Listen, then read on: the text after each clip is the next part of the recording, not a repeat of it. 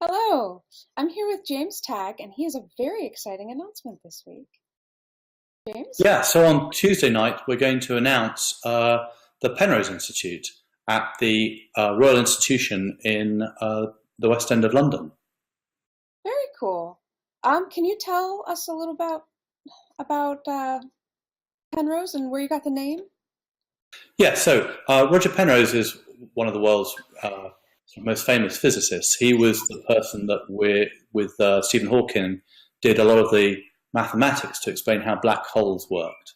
And until he did his work on black holes, they wondered whether every black hole would have a singularity. And so he, in fact, came up with a proof that says that all black holes, regardless of how they form, end up with a singularity. And so he's every physicist in the world uses Penrose diagrams whenever they talk about general relativity and so on. Cool. What will this institute be working on? Oh, well, okay. So three main things. So consciousness, creativity, and new physics.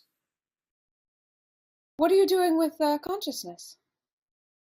Well, we're all fascinated about consciousness. We all wonder what this thing that we have where we kind of experience the universe and wake up in the morning and sort of look out at, through our eyes and see the world, what it is and what's going on in our heads.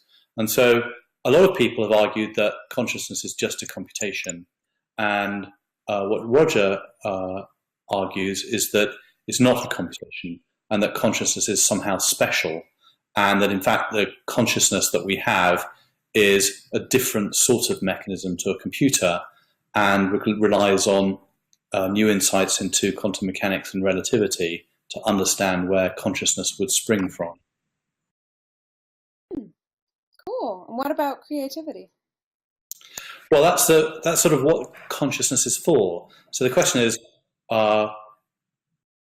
consciousness is a bit of a fluffy word. It's very hard to say how you differentiate something that looked as if it was conscious and spoke as if it was conscious, something like an android or a movie. How can you tell between something that's human and something that's just a machine? And so the argument really is that humans are creative.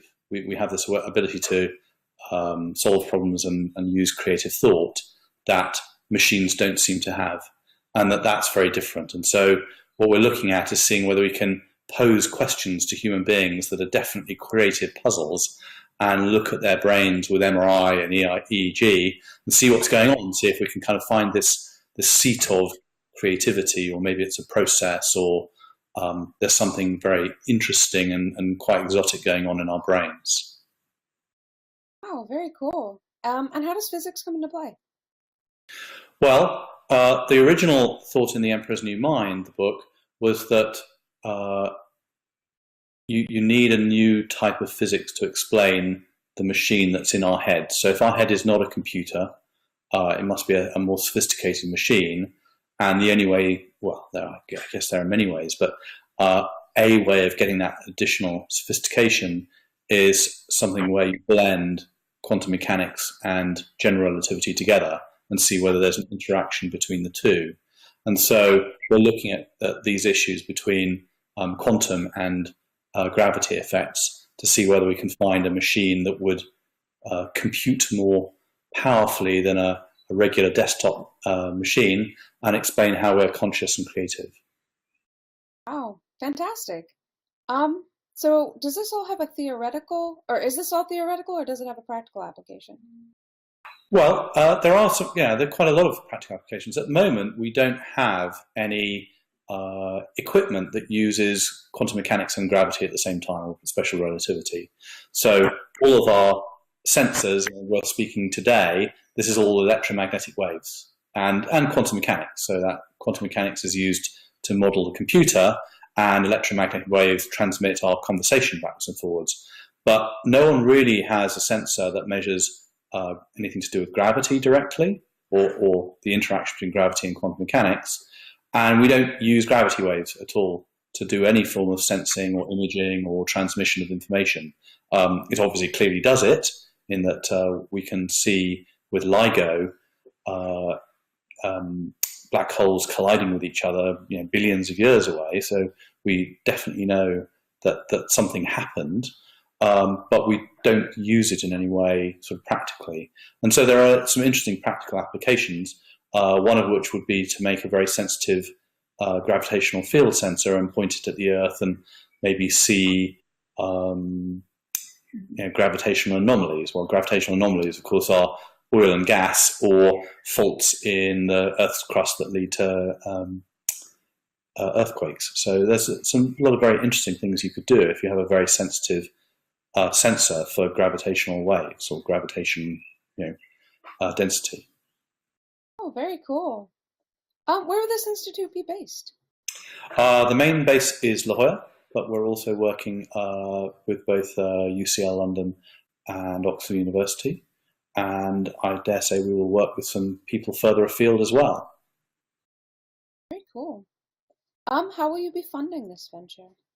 Well, this is, of course, this is a research institute, so it gets funded by philanthropists and various different governments. So quite different to sort of high-tech startups I've done in the past.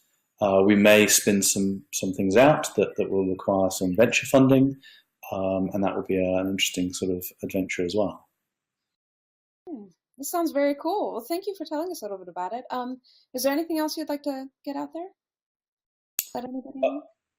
No, I think I've given you all the main points. Awesome. Well, thank you very much. The links to the website and social media will be posted in the video below for those of you watching. And thank you, James, for joining us. It's very exciting. I'm happy that you shared this awesome news with us.